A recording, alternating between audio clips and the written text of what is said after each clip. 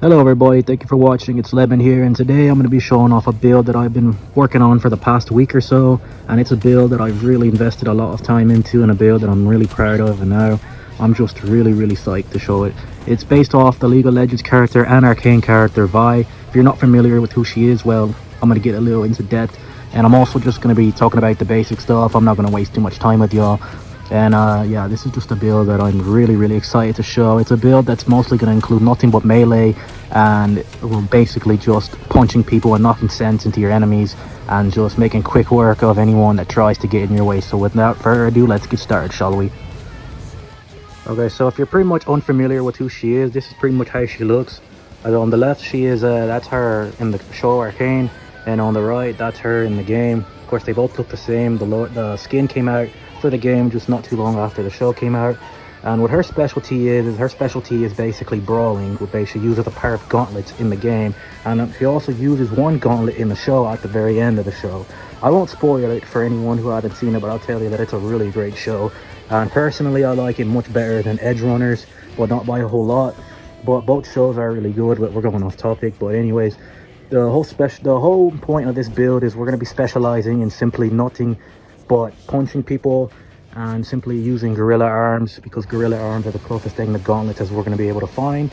And I'm going to go into this as we go throughout the video, and perks and the cyberware, which I'm basically only going to be showing off the cyberware and the perks that you're going to need for this. And there's not a whole lot, but well, that's basically what we're going to focus on. So let's go ahead and let me get off into perks. Okay, so as I mentioned before, there's not a whole lot that we need to invest into. Well, it really just depends on what you want to do, but this is the best build that I can set up. And for perks, I mainly invested into athletics, cold blood, technical ability, and street brawler for the most part anyways. But most of my perks went into the athletics and street brawler, as I only missed one perk in the street brawler tree. But for the most part, but like I keep saying before, this build is going to be real technical, and it's going to be actually really fun to actually get the hang of and to actually set up all together. Of course, it takes a lot of patience, and it actually takes just very little time to get it through, but as soon as you start playing and everything, it's going to be a really overpowered build that that no one's going to be able to take you down. And of course, here are the attribute points that I use. I went ahead and I put 20 into body because of course we're going to need to make this character as strong as we can, and that's where everything that we're going to need, athletics and street brawler and one perk from annihilation, are going to go into. So that's pretty much where we're going to be specializing. I will put 14 into reflexes to get that extra speed and the extra crit damage, but there's nothing that we're going to really need to invest into this tree. And then I put 18 into technical abilities so that we can craft out legendary mods, legendary clothes, and all that stuff. And there's one perk in there that we put into the engineering tree that's going to increase our damage to machines, and so that's why I went ahead and invested it. And then I put 16 into cool because we're gonna need ninjutsu and cold blood, and cold blood is just perfect for just about any build because it gives you a lot of extra damage and a lot of extra speed as you're doing it. And I went ahead and put ninjutsu as well because we need to be able to take out enemies, because in her song she says the best bet one has is to quickly react. So we need to be able to take our enemies before they even have a chance to react. And I went ahead and also put I put nothing into intelligence because the only time intelligence really ever comes in handy is when you're doing a net runner build. But other than that, there's really no need to ever invest anything into intelligence. But yeah, this is just this is just an idea of what I did. And but for the most part, body is what you're gonna need out of this whole little section that I'm showing off right now. Alright, so here are my perks and my thing that you're gonna need. Of course, you see I have 20 in the body, and this is where a lot of the damage is gonna come from the athletic tree. I have a lot invested into here. I'll go into specific ones in a minute, but this is what I have so far under the athletic tree. Okay, so as a brawler herself, this is where most of your damage, if not all of your damage, is going to come from. It's going to be from your street brawler tree, and this is where everything, your damage, just about the whole entire build is where it's going to take place off of. And you really have to really be careful with what you're investing into this tree, otherwise it may not be right. Here's one right here that I'm not desperately, but I'm suggesting it enough because, of course, Her gauntlets make her way up to like 9,000 pounds, and they make her an all-out beast, and therefore you want to be able to replicate it as much as you can into this game anyways. And with that, I would say that the rock here that you see right here, it makes it impossible for enemies to knock you down, which is what it does in the game for her. It makes it a lot more difficult for enemies to get under her skin. I don't know how to put it, but it makes it harder for enemies to be able to just deal with her in general, which is kind of what we're going for here. Which it makes it hard for them to knock you down if you ever, once you're into combat, which you'll be in the combat for most of the game, but it'll make it so that way you don't get knocked down by your enemies, which is kind of similar to what the gauntlets would do here for Vi.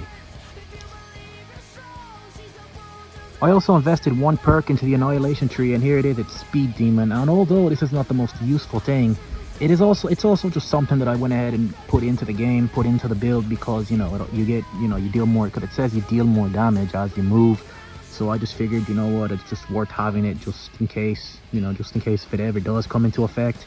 And occasionally it will, but for the most part you can never really tell, because with this build you have to stop in order to like really knock someone out.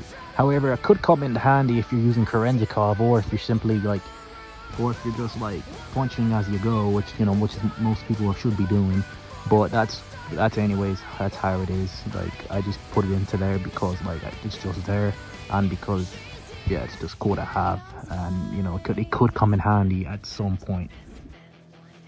Crushing Blows is also a pretty good one to have here as a good perk in the Street Brawler tree, as what this one does is it increases your strong attacks at most by 30%, which strong attacks are mainly what I suggest doing for this build, as that is what Vi does in the League of Legends lore, and I can't suggest this one enough. This is the main one in my opinion that you're going to need for this tree, but it just really depends on you. You can also only invest 2, but I would definitely suggest investing 3 perks into it, as you'll be able to get the most for your buck. But this is the one from the entire tree that I suggest getting, so please try to invest into this one just real quickly into the game. Something else that I desperately suggest you invest into is right here, is Cold. And what it does is it gives you extra speed, and it gives you extra damage into your build, so that way it gives you a duration of a little bit of time in which you're able to just dish out more damage to your enemies. For the first perk, I would suggest investing into the ninjutsu tree of Assassin, as this will give you 15% more damage to human enemies, which human enemies are about 70-60%. Like most of the time it's like more than 70, like maybe like 90% of the enemies that you're going to be facing in the game. So you're going to want to be able to do as much damage to them as possible, and this perk right here will give you just about that extra boost, along with other perks from the cool tree that I'm going to get into in just a moment. But like I said, I'm just mostly talking about the ones that you're really going to need, and this is one of them. Just make sure you invest into this one, so that way you can have that extra damage boost to your human enemies and be able to just dish out just hell as much as possible. And now, most importantly, for the Cold Blood tree, we have Cold Blood itself. Now what this does is it increases your speed, and it gives you a duration of time in which you're able to like just dish out a little bit more damage on your enemy, as well as I already mentioned, get some speed from it. This is obviously the one that's really going to put together the Cold Blood tree and allow you to extend it and increase your level for the tree, and it's just really perfect for any build. However, there's more to it, but I'm going to get to that in just a second. But for what it's worth, you need to invest into this very perk right here, no matter what. It's very worth it. The one that I'm really suggesting to invest into this tree right here, and this and this cool thing, is I would really suggest that you invest into this one right here, because what it does is it completely increases the time that you have. And there's another perk in the tree, you can go back and look at it, and what that one does is it gives you extra stacks of Cold Blood, and that along with Speed Demon and along with this, You can dish out a hell of a lot more damage to your enemy, and it just makes it to where you're just almost superhuman to kind of look what Vi is. And of course, investing into, like, let's go back and talk about it. Investing into ninjutsu here is also really critical, as in her song, she says that the best bet one has is to quickly react. And what cool and ninjutsu combined do is they basically make it so that way your enemies aren't able to detect you in time. And with that, with this build, you want to be able to get to your enemy as quickly as possible before they even have a chance to react, making it as close to the song as possible, and as close to what she actually does in both the lore and in the show. This perk right here is called Coagulant, and basically what this does is it allows stacks of cold blood to be removed one by one instead of just removing them right after the duration goes out. And this is actually really useful because it along with the duration perk, it allows you to continue using cold blood even when you've already lost stacks.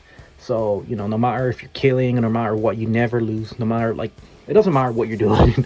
I'm sorry, but it really doesn't matter what you're doing, but you will never lose stacks of cold blood due to this one as well.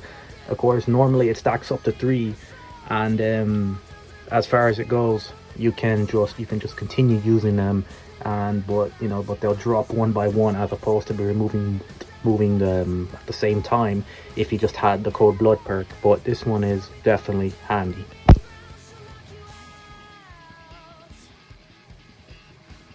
And now, last off in this tree, we have Cole's Blood, which this one right here allows you to stack up your cold blood, your cold blood stacks, and you can increase it up to 5 stacks of cold blood per duration. And what that allows you to do is it allows you to dish out a hell of a lot more damage for a lot more time. So therefore, you're pretty much up to 5 stacks of cold blood throughout your time killing, and throughout the time just dishing out powerful assaults on enemies. And it's just all out great. There's really not much more to say about it, but it is something that you really need to invest into. And I know I say the word invest a lot, I've said it a lot within the video, but you need to use this one. Coldest Blood is totally worth it, and it's just great. And before we get back to it, as you can see, there's pretty much no need to invest into weapons as I use nothing but legendary clothes, as you can see here. I'm not going to go completely into depth into the technical ability here, but the ones that I really suggest that you invest into are Artisan Edge Runner and Blade Runner, as you'll get damage to mechs and be able to craft legendary clothes and stuff. And here's my cyberware, the cyberware that I use for this build. And the 2 main ones that we're really going to talk about are the Zetatech Berserk and the Gorilla Arms, which you can purchase the Gorilla Arms from a Ripper Dock in Haywood, and then you can purchase the Zetatech Berserk actually early in the game from a Ripper Dock in Kabuki, which is what I did. I purchased it in Act 1 and went with it throughout the entire game. And then for my Zetatech Berserk, I went ahead and entered 3 legendary chained Berserk mods, as these will decrease the cooldown by about 6 seconds, which is obviously great. And the reason why I chose the Zetatech Berserk over the Militech Berserk is because, well, it's because of the lower cooldown period. Although it's shorter, the lower cooldown period allows for you to be able to use it a lot more and a lot more efficiently, which is why I'm preferring it. Although I will also suggest the Militech Berserk as well, but that just depends on how you want to do your build, or if you even want to just if you want to have a longer Berserk period, not really caring about the cooldown. But for me, I like a shorter cooldown, even though it's a shorter duration. I went ahead and just went with this one, so that way we could have the short cooldown and just be able to knock more people out a lot stronger in a shorter amount of time. And then for the Gorilla Arms, I went ahead and used the electrical mods, because the electrical mods kind of remind me of the color of the gauntlets and how they look, and it just gives off an extra boost of power in which you're able to just take down enemies.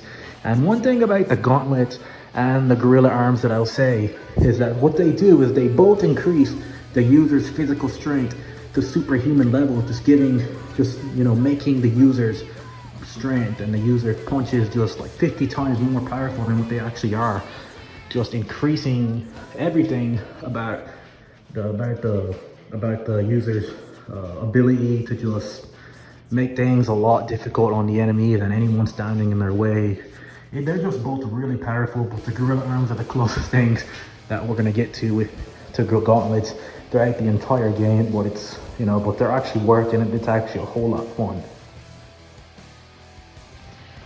And then what we got here, and we have this, mod that basically what it does is it basically increases the damage rate, and it also makes your punches a lot faster. It increases the max charge in which you're able to dish out attacks with the gorilla arms, and it's actually pretty useful. Otherwise, your punches are going to be very slow, and they're not really going to be making as much effect as they would if you didn't have this mod. And underneath it is the sensory amplifier, which increases your max health by 15% while you've got it on. And they're both really useful for this build, as this build is basically centering around being able to hold as much health, being as powerful as you can, and just making it difficult for anyone to just go in front of you and say, let me knock you out, when in reality it's going to be turned around and then you're going to be the one that knocks them out. Basically what this whole build is going to do is it's just going to turn you into a freaking tank. Alright, next up I'm going to be showing off some mods for the clothing, and you can see I have nothing but legendary clothes that I've crafted out that mostly belong to Johnny, and I have armadillo mod that increase the armor by 75%, which can be found just about anywhere, and I mean literally anywhere, but you can't really get the legendary variant until you've got level 18 crafting. So this is just a little example of how you can do it, but I hope that you take this into mind. Back on the topic of crafting, here are the Epic Max Docks Mark III, and these are, well, I already mentioned they're epic, and they are without a doubt the best dock in the entire game, as they increase your health up to 80%, in any case for the most part. And you can find the crafting spec, I believe, in the at a med shop in Northside in Watson, I believe, near the docks. I'm not entirely sure. I believe that's where you can find it. I know that's where you can find it, I think. However, as soon as you find it, you can start crafting these out, and these are the ones that you're really going to want. I have just a little under 1.5k, and you can just craft as many as you like. I'm not sure what the max is. I think it's 4 nines max that you can have, but I'm not entirely sure. However, I craft out just as many as I need. I don't really need them because I'm able to really play the game nicely, and it just really depends on what difficulty I'm on. But for the most part, they will only come in handy whenever your health goes all the way down, but they will spike your health all the way back up. So it is a must to try and get these and try to get the crafting spec for them. That just about does it, lads, for this video. Sorry, it's not the most, the most complete video, nor the most understanding or the most in-depth video where I show just about everything. Basically what I did is I just went over what you're going to need, the cyberware, the perks, and the weapons, which you're not going to need any weapons besides the gorilla arms for this build. As I mentioned, the gorilla arms are very similar to the gauntlets in League of Legends, but I just went over the basics, and I didn't want to take up too much time for anyone. I just wanted to make it clear to what you're gonna need, and the perks, as I showed off the perks, and I showed off one perk in the annihilation tree, and most of the perks that I hovered over are the ones that you're gonna want. But it's all up to you and how you want to do it, and I hope people do actually understand this, and they understand it enough and they want to do it themselves. If you do wind up getting inspired by this build and you want to do your own vibe build, that's also fine. I really hope that this video gives you an idea of what you want to do. But yeah, basically the whole point of this build is just be a brawling tank like Vi is, and just turn you into a freaking bulldozer and just knock just about anyone down and just call me irresistible.